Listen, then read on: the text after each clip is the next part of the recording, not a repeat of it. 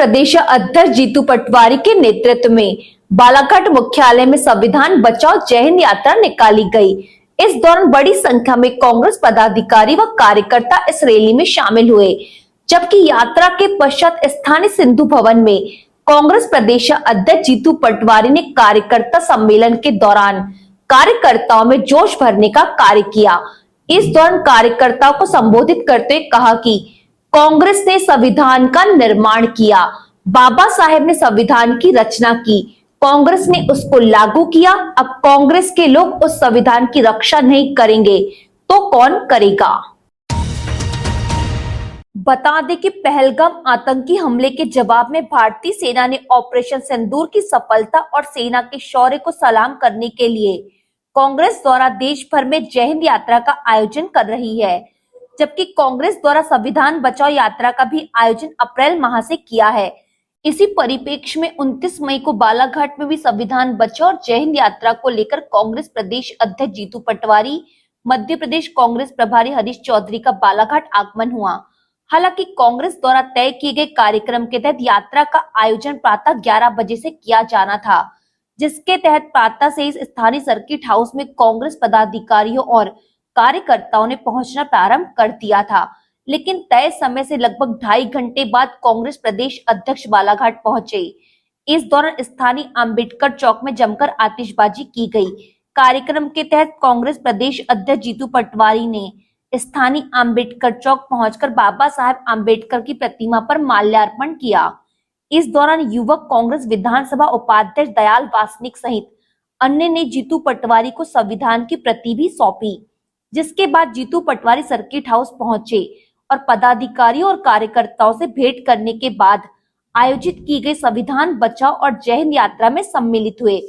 आयोजित की गई यह यात्रा अंबेडकर चौक से प्रारंभ हुई, जो कि सर्किट हाउस मार्ग होते हुए सिंधु भवन पहुंची, जहां कार्यकर्ता सम्मेलन का आयोजन किया गया था।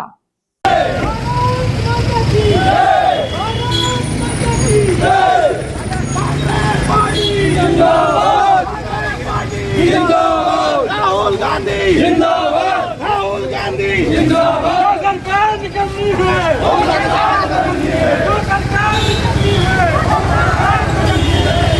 सिंधु भवन में कार्यकर्ताओं को संबोधित करते बालाघाट विधायक अनुभव मुजारे ने कहा कि गलतियां सभी से होती है, अगर हम अपनी गलतियों को लेकर चलते रहेंगे तो हम कभी अपनी पार्टी को मजबूत नहीं कर पाएंगे।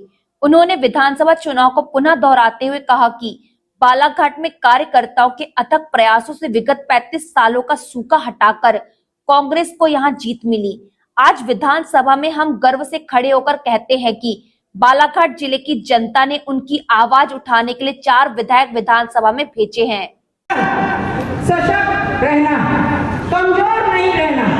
अगर हम एक दूसरे की खामियों को अगर देखें तो ये परिवार है, गलतियां मुझसे भी शायद सबसे ज्यादा होती होंगी, मैं ऐसा मानती हूँ, लेकिन हम अगर एक दूसरे की गलतियों को लेकर चलते रहेंगे, सोचते रहेंगे, तो हम अपनी पार्टी को मजबूती प्रदान नहीं कर पाएंगे और हमारी सरकार बनाने में अपना योगदान नहीं दे पाएंगे। ये मेरा विशेष आप सबसे विनम्र आग्रह है।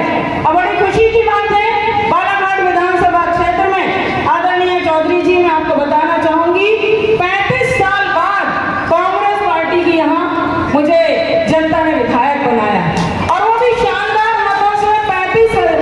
35 साल का जो सूखा था वो पूरा हुआ। 29,500 मतों के अंतर से मुझे बालाघाट विधानसभा क्षेत्र की सम्मानीय जनता ने और एक मेहनती हमारे कार्यकर्ता बंधु ने, मेरी बहनों ने मुझे इस चुनाव में जिताया। और पूर्व विधायक हिना कावरे ने कहा कि बालाघाट जिला वह जिला है जब वर्ष 1977 में कांग्रेस का सबसे खराब दौर था, तब 8 में से 5 सीटें कांग्रेस ने जीती थी। उन्होंने कहा कि छिंदवाड़ा के बाद बालाघाट वह जिला है जहां 6 में 4 कांग्रेस के विधायक है। वहां तो परिस्थिति हो गई 4 विधायक बन पाए और मैं 4700 मतों से पीछे रह गई, नहीं तो कांग्रेस के 5 विधायक होते। बालाघाट जिला एक ऐसा जिला था जो भारतीय जनता पार्टी विहीन जिला था। एक भी सीट भारतीय जनता पार्टी जीत नहीं पाई थी, ये वो जिला है। बालाघाट वो जिला है जब कांग्रेस का सबसे खराब दौर था, जब मध्य प्रदेश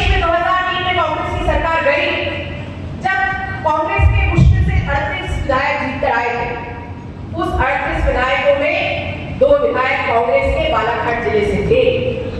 एक मेरी माता श्रीमती पुष्पलता कावड़े जी।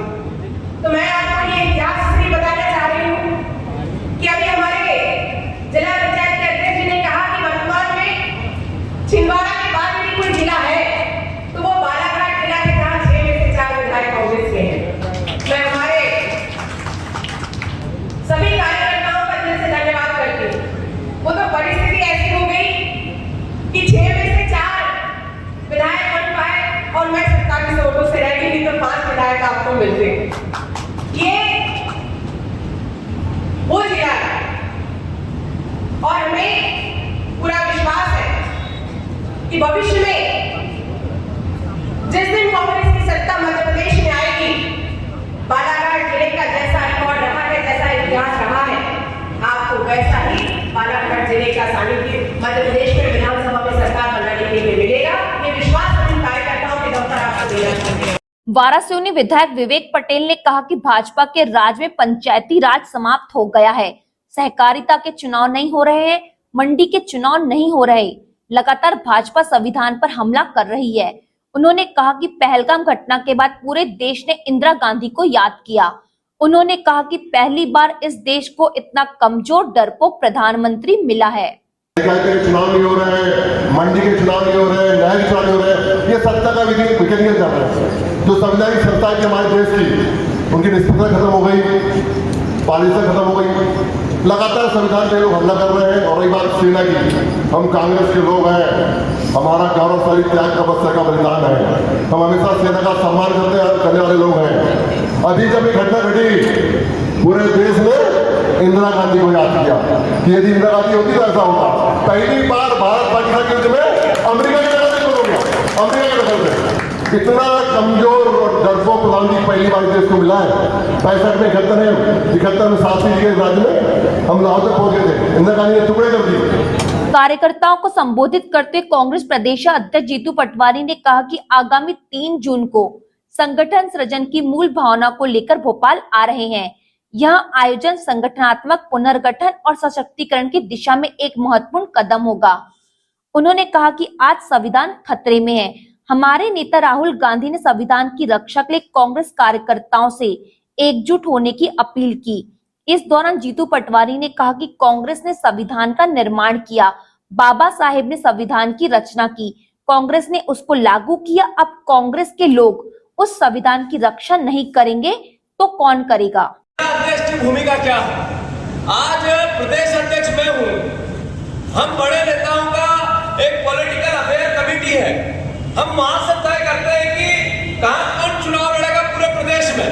हम 50-60 जगह सही निर्णय लेते हैं, पर 40 जगह हम भी घाटे में लेते हैं। हमें पता नहीं होता है कि जमीनी हकीकत क्या है। अगर सही चयन प्रत्याशियों का होगा तब उसके लिए पाइपलाइन बनानी पड़ेगी। इसके लिए पंचायत कांग्रेस कमेटी, मोहल्ला Congress committee, ward Congress committee, इसका गठन बहुत अनिवार्य है। तो इसका कार्यक्रम राहुल गांधी जी 3 जून को भोपाल आ रहे हैं, शुभारंभ कर रहे हैं। हरीश चौधरी जी भी आगे बताएंगे कि एक दिल्ली से ऑब्जर्वर हर जिले में आके बैठेगा, बालाघाट में आएगा।